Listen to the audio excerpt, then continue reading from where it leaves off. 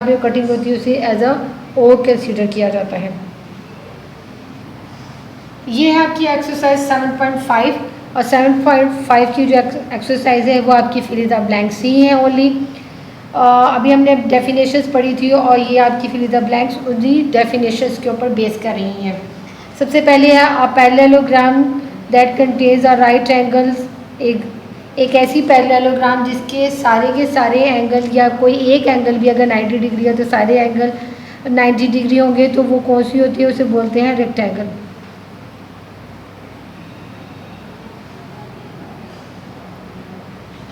Number 2, an equilateral rectangle, अभी बताया था इसका क्या नाम होता है, उसका होता है नाम square. A polygon with 4 sides, ऐसी पॉलीगॉन फिर याद होगा बताया भी था कि ऐसी तस्वीर जो क्लोज्ड होती है, बंद होती है, और ऐसी पॉलीगॉन जो 4 साइडेड हो उसे बोलते हैं, क्या बोलते हैं, सबसे पहले हमने नाम लिया था क्वाड्रिलेटरल। और क्वाड्रिलेटरल में सारी फिगर्स आ जाती हैं, पैरेललोग्राम भी, रेक्टेंगल भी, स्क्वायर भी, ठीक है, लेकिन हमने यहाँ पर क्वाड्रिलेटरल लिखना है। The diagonal of a parallelogram bisects each other, ठीक है, और एक दूसरे को हमेशा कट करते हैं। The opposite angle of the parallelogram are equal, क्योंकि अगर उसकी साइड्स इक्वल होती हैं तो उसके एंगल्स भी इक्वल होते हैं, ठीक है। ये आपकी 5 फिल द ब्लैंक्स कंप्लीट होने के साथ ही आपकी एक्सरसाइज 7.5 कंप्लीट हुई। अब आपके पास पेज 206 पर कुछ और डेफिनेशंस हैं, और जिसका सबसे मेन टाइटल है circle. Circle is a set of points in a plane which are at the constant distance from the fix point in the plane. Plane मतलब है कि एक बिल्कुल सीधी सरफेस हो, और उस सीधी सरफेस पे आपने एक पॉइंट लेना है, जैसे कि उन्होंने सी लिया हुआ, और सी से बाकी सारे पॉइंट्स जो होंगे वो सी सर्कल का जो सेंटर पॉइंट है उसे, जहाँ पर आपका फिक्स पॉइंट जिसे होते हैं उसे हम सेंटर पॉइंट कहते हैं, और आपके सर्कल की बुनियाद ही आपके सेंटर पॉइंट पर होती है। रेडिकल जो सेगमेंट है वो आपकी सेंटर से जो फिक्स पॉइंट होता है जिसे हम मोस्टली ओ लिखते हैं, और वहाँ तक का सर्कल तक का जो फासला होता है जिसे उन्होंने लाइन से शो किया हुआ है, इसे बोलेंगे रेडिकल सेगमेंट। और यही रेडिकल सेगमेंट जो होता है वो सर्कल का रेडियस होता है। और किसी भी सर्कल को ड्रॉ करने के लिए आपके पास बेसिकली 2 चीज़ों की ज़रूरत है, एक सेंटर और एक रेडियस। रेडियस का मतलब है कि आपने अपने सेंटर से कितना फासला लेना है, और रेडियस मालूम होगा तो आप सर्कल ड्रॉ कर सकेंगे, और अगर रेडियस मालूम नहीं होगा तो आप सर्कल ड्रॉ नहीं कर सकेंगे। ये आपके पास सर्कल और सेंटर, जिसे उन्होंने पहले आपको पहले वाले सर्कल में सी के तौर पे शो किया हुआ है, ताकि ये सी सेंटर के तौर पर, लेकिन अदरवाइज़ उसके बाद जब भी आप सर्कल ड्रॉ करेंगे तो इस सेंटर पॉइंट को ओ ही लिखेंगे, ठीक। Code is of a circle is a segment containing any 2 points on the circle, जिसे सिंपली बोलेंगे कि आपकी ऐसी एक लाइन जिसका पॉइंट्स आपके सर्कल पर हो उसे बोलते हैं कोड। और ये जो आपकी तस्वीर है, फिगर है, इसमें आपको नज़र आ रही है, ये ए बी जो है ये कोड है, और ये आपके ट्रायंगल में बेशुमार आप बना सकते हैं, ठीक है।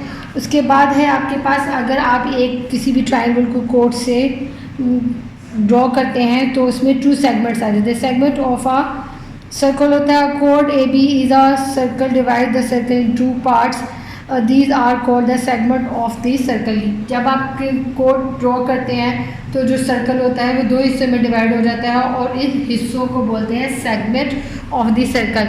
और जो हिस्सा छोटा होगा उसे बोलेंगे माइनर, और जो हिस्सा बड़ा होगा उसे बोलेंगे मेजर, ठीक। यहाँ पे है diameter. Diameter is of a circle is a code that passes through the centre, और आपके एक ऐसी कोड जो आपके सेंटर में से गुजरे उसे डायमीटर कहते हैं, और डायमीटर आपके कोड की सबसे लॉन्गेस्ट फॉर्म होती है। और क्योंकि ये सेंटर में से गुजरती है और ये आपके सर्कल को हाफ पार्ट में भी डिवाइड कर देती है। तो होती ये कोड है, लेकिन हर कोड को डायमीटर भी बोल सकते हैं, लेकिन और हर डायमीटर कोड भी नहीं हो सकता। ठीक है, ये एक कंडीशन है कोड की कि जो सेंटर में से गुजरेगी सिर्फ उसी को डायमीटर कहेंगे।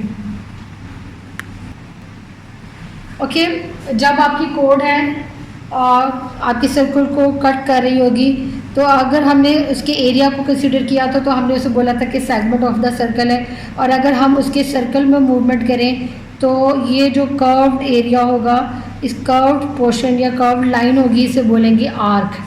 और इसी तरह आपकी एक आर्क जो होगी, जो छोटा पोर्शन में होगी, उसे हम बोलेंगे माइनर आर्क, और जो आपके बड़े पोर्शन में होगी उसे बोलेंगे मेजर आर्क। लेकिन ये याद रखिएगा, ये कोड की वजह से होगी। कोड की वजह से आपका सर्कल दो हिस्सों में डिवाइड होगा, उसे बोलेंगे सेगमेंट।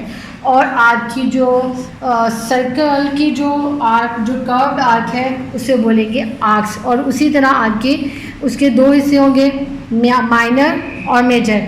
और अगर आप डायमीटर से अगर अपने सर्कल को कट करते हैं तो सर्कल आपको सेमी सर्कल में यानी दो हिस्सों में डिवाइड करेगा और दो इक्वल हिस्सों में डिवाइड करेगा।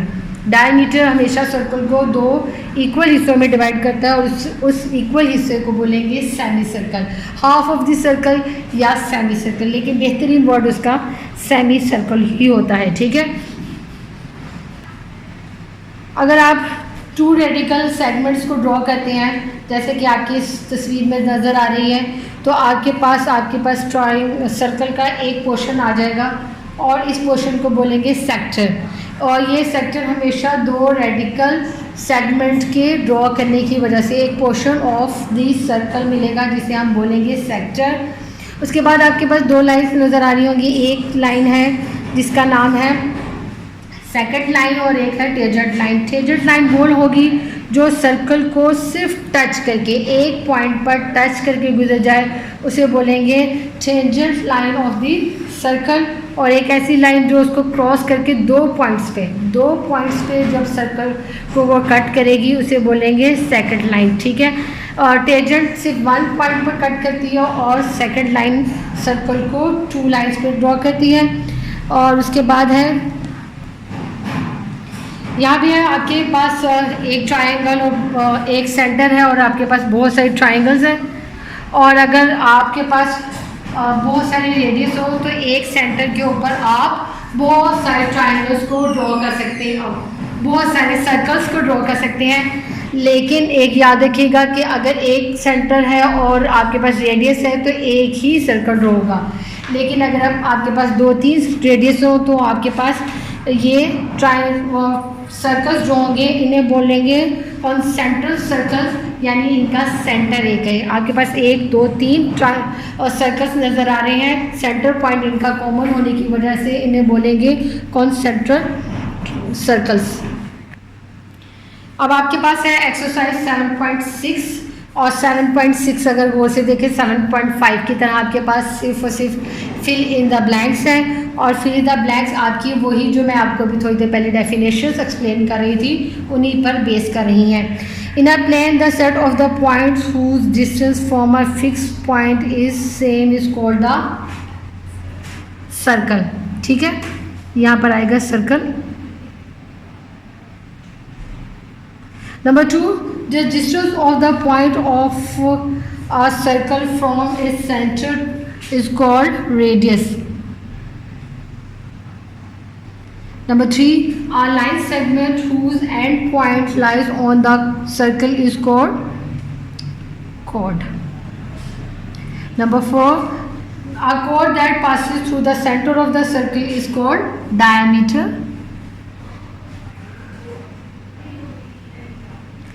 और हाफ ऑफ द सर्कल क्या होगा? Semi circle.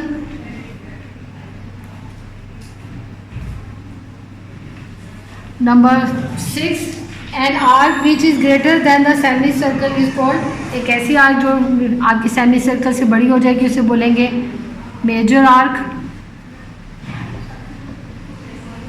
Only one and only one circle can be constructed with the given center and with the given radius.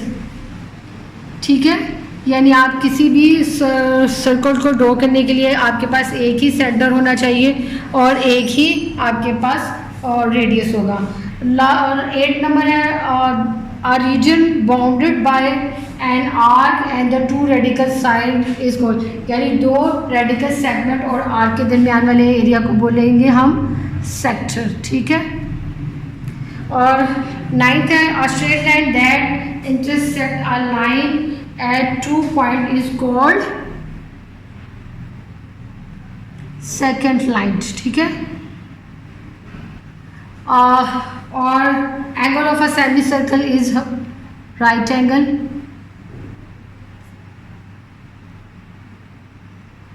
आपके पास एक्सरसाइज 7.5 और 7.6 में फिल द ब्लैंक्स थी, लेकिन ये याद रखिएगा आपके जो पेपर्स होंगे उनमें फिल द ब्लैंक्स नहीं आती, लेकिन ये आपके MCQs में आएंगी।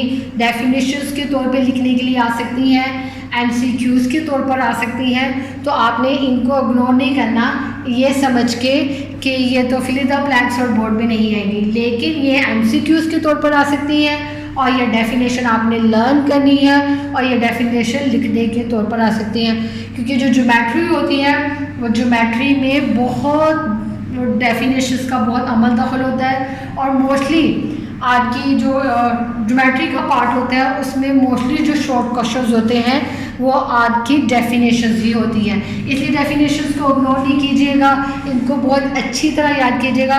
और मैंने आपको सारी डेफिनेशन उर्दू में एक्सप्लेन करके इजी वर्ड्स में की हैं ताकि आपको याद करना बहुत आसान रहे। इसके बाद जो नेक्स्ट आपका जो लेक्चर होगा वो प्रैक्टिकल ज्योमेट्री का होगा, और प्रैक्टिकल ज्योमेट्री का मतलब है कि हम उसमें खुद से फिगर्स बनाएंगे, और जब हम खुद से फिगर्स बनाएंगे तो उनके स्टेप ऑफ कंस्ट्रक्शंस भी लिखेंगे। और इंशाल्लाह अगर आप मेरे साथ साथ काम करते रहेंगे